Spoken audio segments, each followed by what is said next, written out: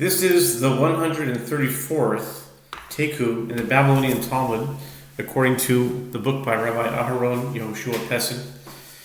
And according to that book, it's in the 134th Taiku in the Babylonian Talmud appears in Tractate Bava Kamma, page 96a, with the words Boy Rava. Boy Rava. השביח לוקח מהו בסר לבוי הדר פשטה מה מחר ראשון שני כל זכות שבה לידו.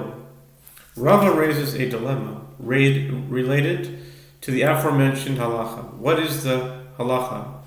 If a purchaser enhanced the stolen item, must the robbery victim pay the purchaser for the enhanced value or not? After Rava raised the dilemma, he then resolved it. What has the first person sold? What has the first person sold to the second in any sale? What has the first person sold to the second in any sale? He has sold any rights. He has sold any rights that will come into his possession. Since the robber has the right to the value of his enhancements to a stolen item, he sold those rights to the purchaser as well. So I guess he does have to pay for the enhancements, right? By the way, I need to make a disclaimer, as I always do. Whenever there are controversial things in the Talmud, I need to say that I'm only reading the Talmud. It doesn't reflect my agreement with it. My reading is just reporting what the Talmud says. There are many things that can be explained, but seen at face value, they can look offensive.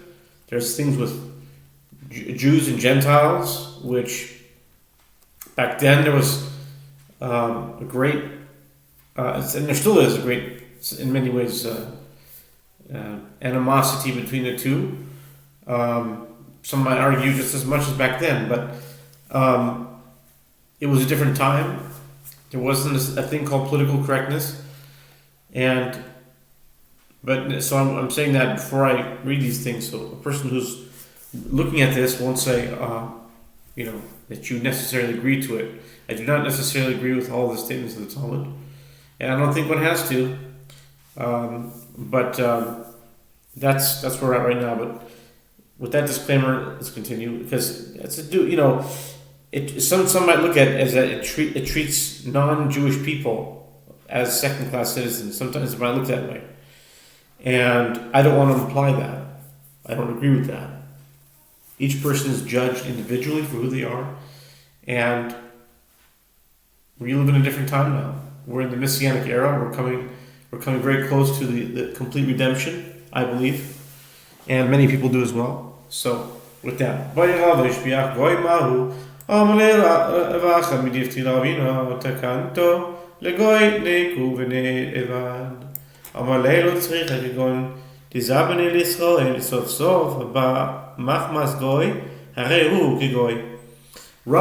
a dilemma. What is the halacha if a non-Jewish robber enhanced the value of a stolen item?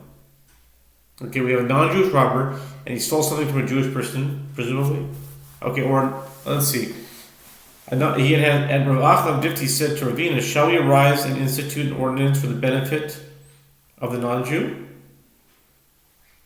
Ravina said to him, "This question is not necessary, except where it was the case that a Gentile sold it to a Jew." You see, it's very Jewish-centric. They want to make it look like Gentiles don't rate, and only Jews count. So I wouldn't,